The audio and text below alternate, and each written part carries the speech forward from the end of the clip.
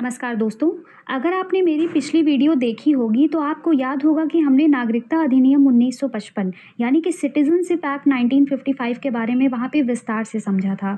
उसमें हमने बात की थी कि कैसे नागरिकता प्राप्त होती है और किन परिस्थितियों में समाप्त भी हो सकती है, और भारत में एकल नागरिकता की व्यवस्था ही क्यों अपनाई गई है। साथ ही हमने वहाँ पे जम्मू कश्मीर से जुड़े 2019 के महत्वपूर्ण संवैधानिक बदलाव पर भी चर्चा की थी। लेकिन क्या आपने कभी सोचा है कि जो भारतीय मूल के लोग विदेशों में रहते हैं, उनका भारत से कानूनी संबंध कैसे बनता है, और क्या वे भारतीय नागरिक माने जाते हैं, और ओसीआई यानी कि ओवरसीज सिटीजन ऑफ इंडिया का दर्जा वास्तव में है क्या। तो आज की इस वीडियो में हम बात करेंगे विदेशी भारतीय नागरिकता, जिसे हम ओसीआई भी कहते हैं, उनसे जुड़े नियमों को, और 2005 और 2015 के महत्वपूर्ण संशोधनों को, और उन समस्या के बारे में भी हम चर्चा करेंगे जिनका समाधान समय समय पर किया गया है। आप इसमें जानेंगे कि ओसीआई कार्ड धारकों को कौन कौन से अधिकार मिलते हैं और किन सीमाओं का पालन करना होता है, और भारत सरकार किन परिस्थितियों में उनका पंजीकरण जो है वो रद्द भी कर सकती है। तो अगर आप भारत के संविधान, नागरिकता कानून और प्रवासी भारतीयों के अधिकार को समझना चाहते हैं तो ये वीडियो आपके लिए बेहद ही महत्वपूर्ण होने वाली है। और अगर आपने मेरी अभी तक पिछली वीडियो नहीं देखी है तो उसे ज़रूर देखें, क्योंकि वहीं से इस विषय की मजबूत नींव तैयार होती है। तो चलिए शुरू करते हैं विदेशी भारतीय नागरिकता की पूरी कहानी। दरअसल सितंबर 2000 में भारत सरकार यानी कि विदेशी मंत्रालय ने भारतीय डायस्पोरा पर एलएम सिंघवी की अध्यक्षता में एक उच्च स्तरीय समिति का गठन किया था। इस कमेटी को वैश्विक भारतीय डायस्पोरा के व्यापक अध्ययन करने तथा उनके साथ रचनात्मक संबंध बनाने के उपायों पर अनुशंसा देने का कार्य सौंपा गया।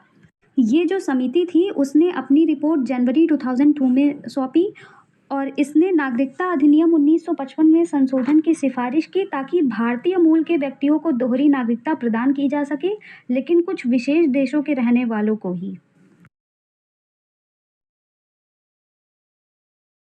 अब बात करते हैं सिटीजनशिप अमेंडमेंट एक्ट 2003 के बारे में। बेसिकली यहाँ पे 2013 लिखा हुआ है, लेकिन ये 2003 है। इस अधिनियम के तहत विदेशी भारतीय नागरिकता का प्रावधान किया गया था।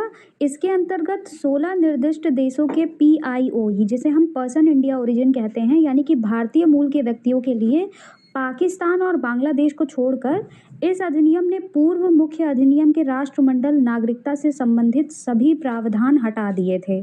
बाद में फिर नागरिकता संशोधन अधिनियम 2005 में सभी देशों के भारतीय मूल के व्यक्तियों को विदेशी भारतीय नागरिकता प्रदान करने के प्रावधान किए गए, जब तक कि उनके गृह देश स्थानीय कानूनों के अनुसार दोहरी नागरिकता प्रदान करते हों। इसका अपवाद जो है वो पाकिस्तान और बांग्लादेश है। इसके बाद नागरिकता संशोधन अधिनियम 2015 ने मुख्य अधिनियम में विदेशी भारतीय नागरिकता यानी कि ओसीआई संबंधी प्रावधानों को संशोधित कर दिया। इसके अंतर्गत भारतीय विदेशी नागरिकता कार्ड होल्डर के नाम से एक नई योजना शुरू की गई थी, जिसमें पीआईओ कार्ड स्कीम और ओसीआई कार्ड स्कीम को मिलाकर विलयित कर दिया गया था। Person India origin card scheme को 19 अगस्त 2002 में शुरू किया गया था। यहाँ पे 2015 लिखा हुआ है, लेकिन वो 2002 होगा वहाँ पे। और उसके बाद ओसीआई कार्ड स्कीम को 2 दिसंबर 2005 में शुरू किया गया था। ये जो दोनों स्कीम थी वो साथ साथ चल रही थी, लेकिन जो ओसीआई स्कीम थी वो ज़्यादा लोकप्रिय थी। इसे हम नागरिकता संशोधन अधिनियम 2015 कहते हैं। ये जो नागरिकता संशोधन अधिनियम 2015 था, इसमें विदेशी भारतीय नागरिक को बदलकर विदेशी भारतीय नागरिक कार्ड धारक यानी कि overseas citizen of India card holder कर दिया गया था। इसमें कई प्रावधान किए गए थे जिसकी हम आगे चर्चा करेंगे। इसमें जो पहला प्रोविज़न था वो ये था कि eligibility for overseas citizen of India card यानी कि विदेशी भारतीय नागरिक कार्ड होल्डर का निबंधन करना, यानी कि उसकी पात्रता क्या है।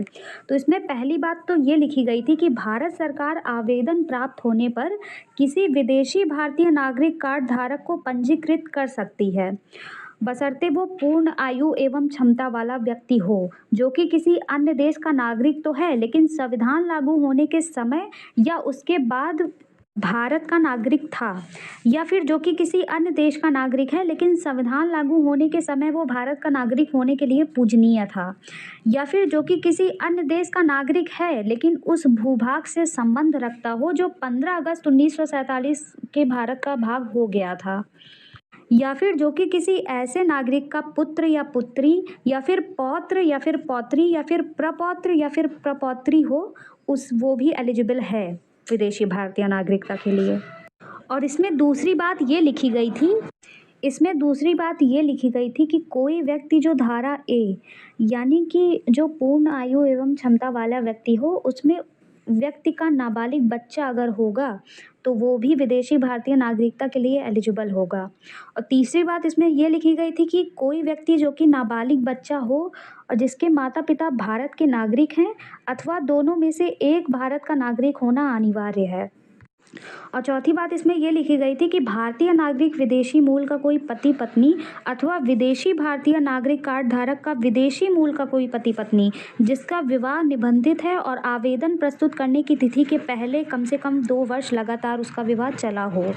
इसमें यह भी कहा गया था कि कोई भी व्यक्ति जो स्वयं अथवा जिसके माता पिता में से कोई एक अथवा जिसके दादा दादी या परदादा दादी पाकिस्तान, बांग्लादेश अथवा ऐसे किसी देश जिन्हें भारत सरकार उल्लिखित कर सकती है, वे विदेशी भारतीय नागरिक कार्ड होल्डर के लिए निबंधन के लिए पूजनीय नहीं होंगे।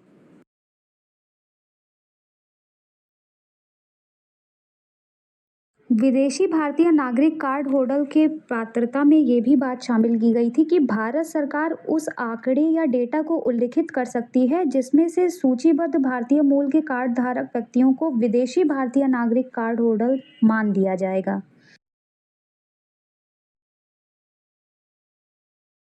इसमें यह भी कहा गया था कि अगर केंद्र सरकार संतुष्ट होती है या फिर कोई ऐसी विशेष परिस्थिति बन जाती है तो उन परिस्थितियों को लिखित में अभिलेखित करके किसी व्यक्ति को विदेशी भारतीय नागरिक कार्ड होल्डर के रूप में निबंधित कर दिया जा सकता है।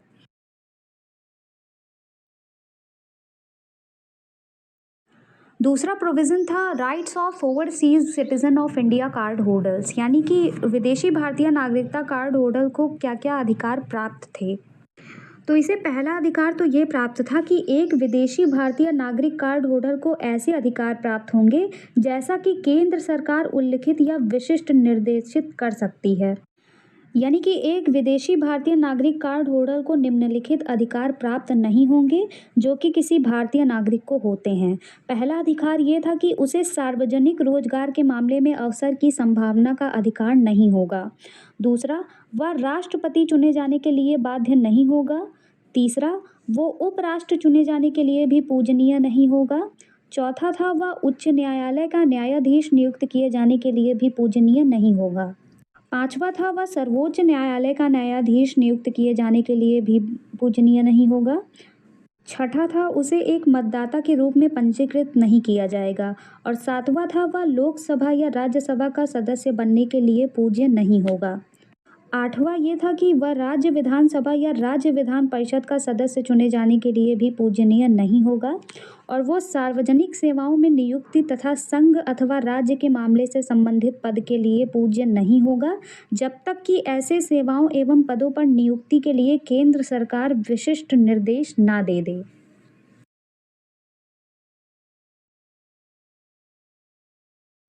थर्ड प्रोविज़न था renunciation of overseas citizen of India card, यानी कि विदेशी भारतीय नागरिकता कार्ड का परित्याग करना। इसमें पहली बात ये लिखी गई थी कि यदि कोई विदेशी भारतीय नागरिक कार्ड होल्डर निर्धारित प्रपत्र पद्धति से उस कार्ड के परित्याग की घोषणा करता है जो उसे विदेशी भारतीय नागरिक के रूप में पंजीकृत करती है, तब इस घोषणा को केंद्र सरकार द्वारा पंजीकृत किया जाएगा तथा इसके बाद वो व्यक्ति विदेशी भारतीय नागरिक नहीं रहेगा।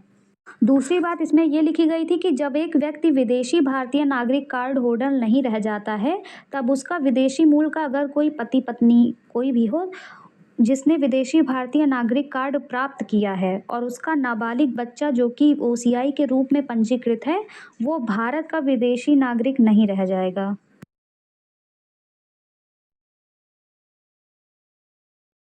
फोर्थ जो प्रोविज़न था वो था ओसीआई कार्ड रजिस्ट्रेशन कैंसल्ड, यानी कि विदेशी भारतीय नागरिकता कार्ड होल्डर के रूप में पंजीकरण का रद्द होना।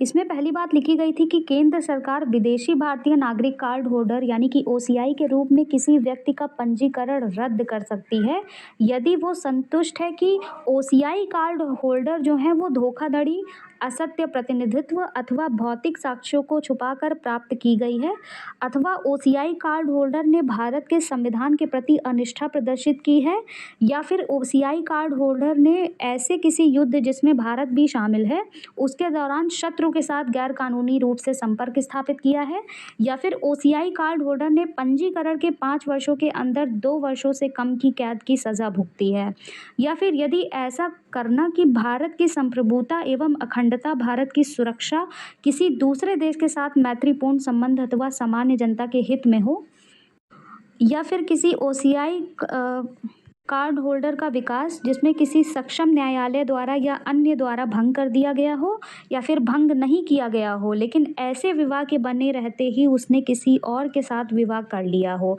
तो इन परिस्थितियों में पंजीकरण रद्द भी हो सकती है।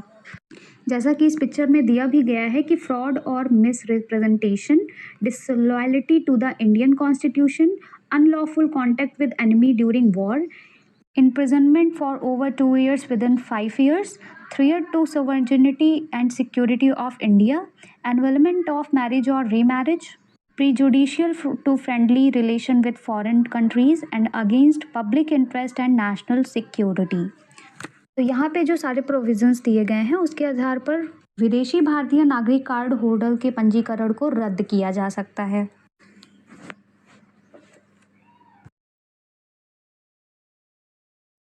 तो दोस्तों आज हमने समझा कि विदेशी भारतीय नागरिकता यानी कि ओसीआई क्या है, इसके लिए पात्रता क्या है और कार्ड धारकों को कौन कौन से अधिकार मिलते हैं और किन परिस्थितियों में इसका पंजीकरण जो है वो रद्द भी किया जा सकता है। 2003, 2005 और 2015 के संशोधनों ने ये स्पष्ट किया है कि भारत अपने प्रवासी भारतीयों से जुड़ा रहना चाहता है, लेकिन साथ ही कानून और राष्ट्रीय हितों की रक्षा भी उतनी ही महत्वपूर्ण है। तो अगर आपको ये जानकारी उपयोगी लगी हो तो वीडियो को लाइक करें, शेयर करें ताकि अधिक से अधिक लोग अपने अधिकारों और नियमों के बारे में जागरूक हो सकें। और अगर आपने अभी तक नागरिकता अधिनियम 1955 वाली मेरी पिछली वीडियो नहीं देखी है तो उसे ज़रूर देखें, क्योंकि वही इस पूरे विषय की मजबूत नींव है। ऐसे ही महत्वपूर्ण संवैधानिक और कानूनी विषयों को आसान भाषा में समझने के लिए चैनल को सब्सक्राइब करना ना भूलें। धन्यवाद, मिलते हैं अगली वीडियो में, तब तक के लिए जय हिंद।